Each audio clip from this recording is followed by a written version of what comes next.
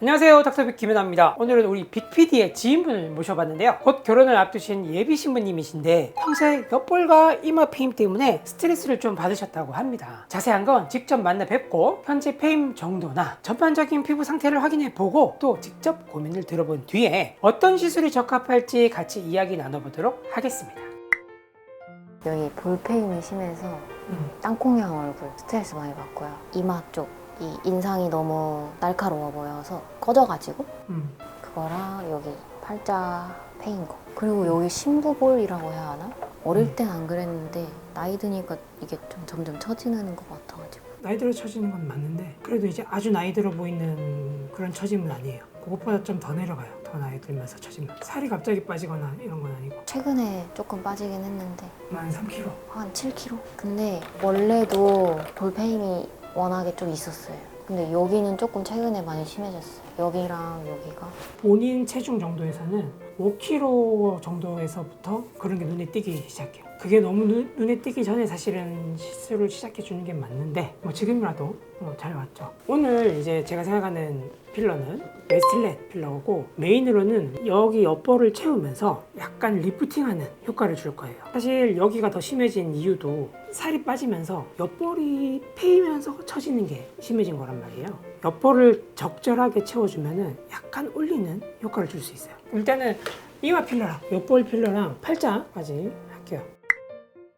오늘 아까 말씀드린 대로 옆볼 필러랑 팔자 필러, 그리고 이마 필러, 그리고 눈 밑 꺼짐 필러, 인디안 벤트까지 해서 거의 풀페이스라고 봐도 되겠죠? 이렇게 한번 진행해 보려고 합니다. 자, 시작해 볼게요. 이게 아까 말씀드린 레스틸렌 리프트.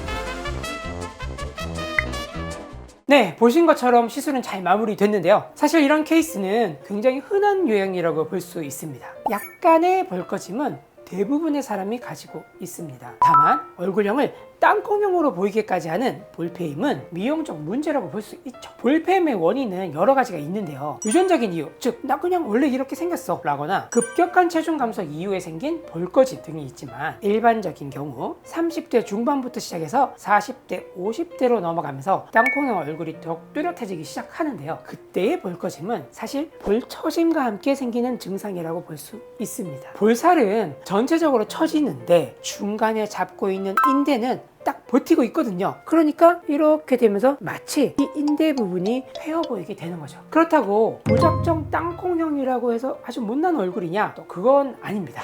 서구권 모델들은 옆볼이 패인 걸 굉장히 선호합니다. 그리고 우리나라 배우로 본다면 천의 씨, 정우채님 등 얼굴형을 보면은 완벽한 계란형이라고까지 보긴 어렵거든요. 그래도 굉장히 매력적인 외모로 보이는 이유는 얼굴형 자체보단 얼굴형에 맞는 헤어스타일이나 메이크업 같은 전체적인 밸런스가 더 중요한 거죠. 셀카를 찍었을 때 너무 심하게 꺼지지 않았다면 본인 얼굴의 장점은 살리면서 부족한 부분만 살짝 보완하셔도 훨씬 자연스럽고 예쁜 매력을 가질 수 있습니다.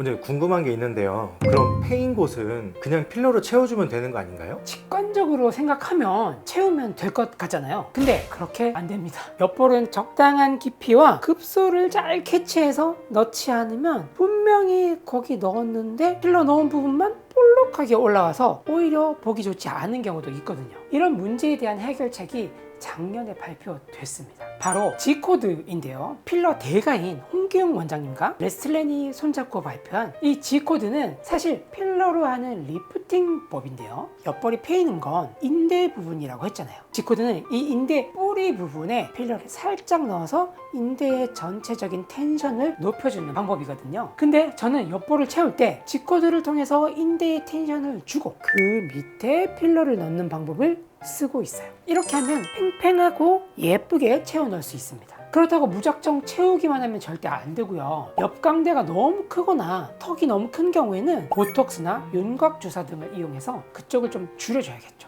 그리고 피부가 좀 얇은 편이고 꺼짐의 정도가 심하지 않다면 주베르 볼륨이나 스컬트라 등의 콜라겐 부스터를 통해서 채워주는 방법도 괜찮습니다. 원장님, 근데 필러에도 국산이 있고 수입산이 있잖아요. 두 이게 차이가 큰가요? 결론부터 말씀드리면 차이가 큰 부위도 있고 차이가 크지 않은 부위도 있어요. 대표적으로 입술같이 디테일한 모양의 디자인이 필요한 경우에는 레스틀렌 키스 같은 제품처럼 점성과 탄성이 안정적이고 입자가 균일한 제품이 유리한 편이고, 반대로 이마처럼 넓은 부위에 자연스러운 볼륨을 채우는 경우에는 퍼짐성도 괜찮고 입자가 부드러운 편인 아띠에르 같은 국산 제품도 충분히 예쁜 결과를 만들어낼 수 있습니다. 제가 이번에 사용한 제품은 레스틀렌 리프트였는데요. 이 제품은 눌림에 강하고 모양을 잘 유지하는 성질이 있어요. 그래서 단순히 채워주는 것뿐만 아니라 강한 눌림에도 버티고 오래 지속되는 특성이 있어서 저는 레스틀렌 리프트를 선택했는데요. 본인의 탄력이 떨어진다 싶으면 조금 더 고급 필러를 쓰는 게 좋습니다. 탄력이 떨어질 때는 밑에 넣어놓은 물질의 질감이 눈에 띌 수 있거든요. 그때는 가능한 고급 제품을 써야 그 질감을 눈에 조금 띄더라도 자연스럽게 보이게 됩니다. 원장님, 혹시 땅콩형 얼굴을 가지신 분들 중에 주사 시술이 통증 때문에 하고 싶어도 못 하시는 분들이 꽤 많으실 것 같아요. 이런 분들한테 혹시 추천해 주실 만한 방법이 있을까요? 가장 대표적인 걸로는 울세라, 슈링크 같은 초음파 리프팅이 도움이 될 수 있어요. 울세라로 우리 피부 아주 깊숙한 층, 즉 스머스층에 타겟을 하게 되면 피부가 얼굴에 달라붙으면서 위로 끌어올려주는 힘이 생기거든요. 그래서 전체적으로 리프팅이 됨과 동시에 윤곽이 전반적으로 교정이 되면서 빠른 시간 내에 얼굴 라인을